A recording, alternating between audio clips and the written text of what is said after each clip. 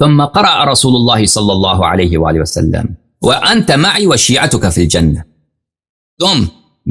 تم اور تمہارے شیعہ میرے ساتھ جنت میں ہوں گے، تم اور تیرے شیعہ میرے ساتھ جنت میں ہوں گے۔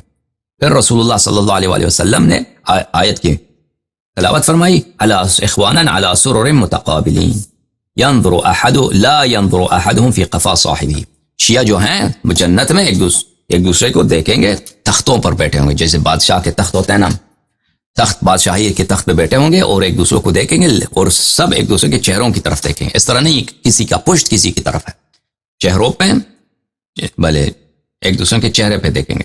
اچھا سمجھ میں آئی نا؟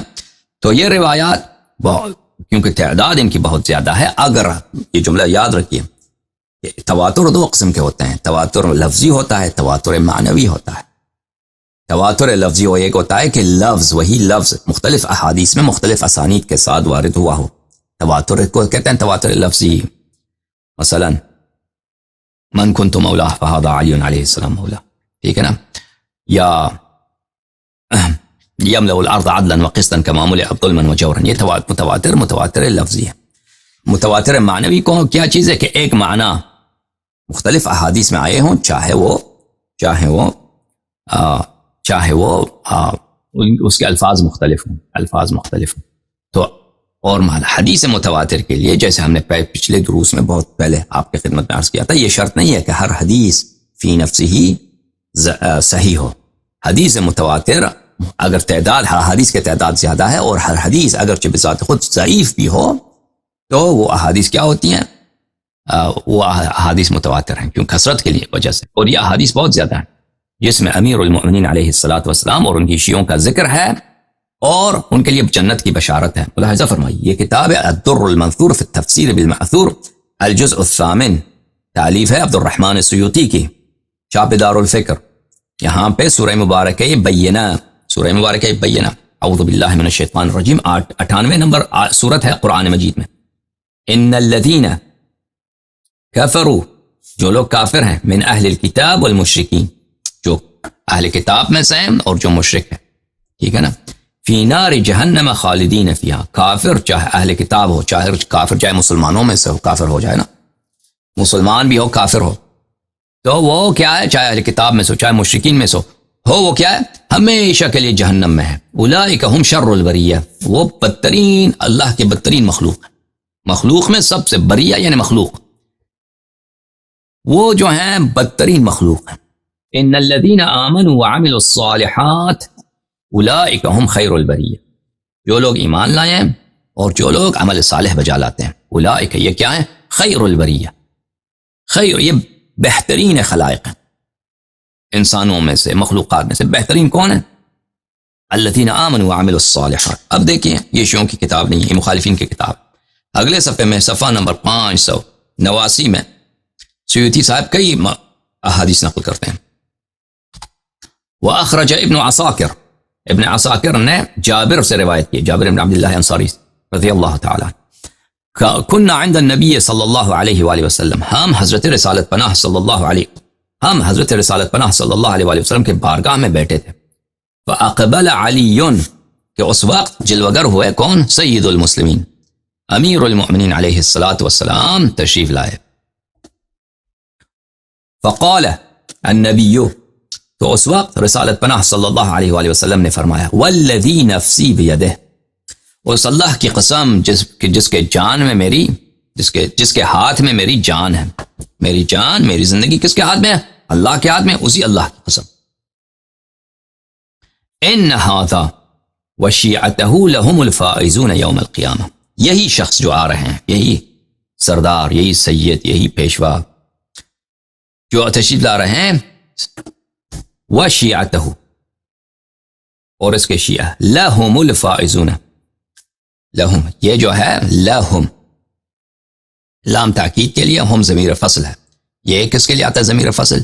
یہ ضمیر فصل آتا ہے انحصار بیان کرنے کے لیے، حصر بیان کرنے کے لیے، کہ صرف اور صرف اللہ اکبر، قل هو اللہ احد، اللہ احد اگر کہتا، اللہ احد اگر کہتا نا، قل اللہ احد کافی تھا، هو اللہ احد، صرف اور صرف اللہ یگانہ ہے، وہ ایک جس کا دو ہو ہی نہیں سکتا، ہر لحاظ سے ایک ہے، نہ اس کے داخلی اجزاء ہے، نہ وہ مرکب ہے، نہ اس کا ثانی ہے، نہ اس کا ثانی ہو سکتا ہے، ٹھیک ہے نا؟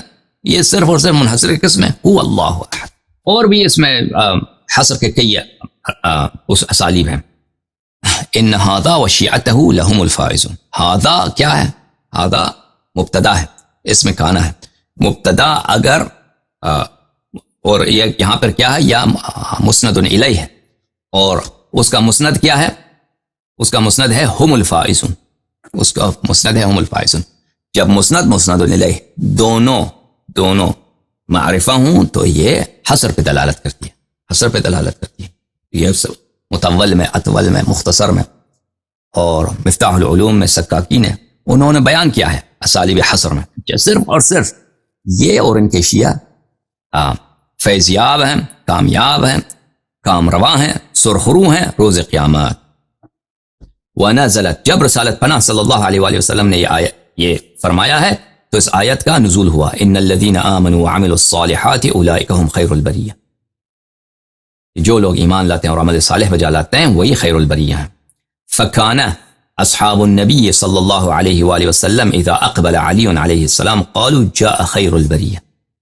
تو اصحاب نبی صلی اللہ علیہ وآلہ وسلم امیر المؤمنین علیہ السلام کو خیر البریہ، بہترین مخلوق، بہترین، سب انسانوں میں بہترین، سب خلق میں بہترین، اس لقب سے پکارتے تھے. جب آتے تھے کہتے ہیں خیر البریہ آ گئے، ٹھیک ہے نا؟ یہ کن کی روایت تھی؟ جابر. واخرج ابن عدی وابن عساکر عن ابی سعید مرفوعا، سند کے ساتھ ابو سعید سے روایت کیا ابن عدی و ابن عساکر نے کہ انہوں نے کہا علی خیر البریہ، امیر المؤمنین علیہ السلام ہی خیر البریہ. واخرج ابن عدی ابن عباس، ابن عدی نے ابن عباس سے روایت کیا قال لما نزلت، جب یہ آیت نازل ہوئی ہے ان الذين آمنوا وعملوا الصالحات اولئک هم خیر البریہ، قال رسول اللہ صلی اللہ علیہ وآلہ وسلم لعلی، رسول اللہ صلی اللہ علیہ وآلہ وسلم نے فرمایا امیر المؤمنین علیہ السلام سے ہوا انت، یہ خیر البریہ کون ہے؟ انت وشیعتک یوم القیامت راضین مرضین، یہ آپ ہیں اور آپ کی شیعہ روز قیامت اللہ آپ سے راضی، آپ اللہ سے راضی. شیعہ کا اطلاق امیر المؤمنین علیہ السلام کے اتباع میں، سیاسی معنوں میں نہیں، مذہبی معنوں میں. وہ حیات رسول صلی اللہ علیہ وآلہ وسلم، جو صحابہ امیر المؤمنین علیہ السلام کے امامت اور ولایت کے حاسد نہیں تھے، حسد نہیں کرتے تھے، مؤمن تھے، مصدق تھے، ان کے لیے اسی زمانے سے اطلاق ہونا شروع ہوا تھا.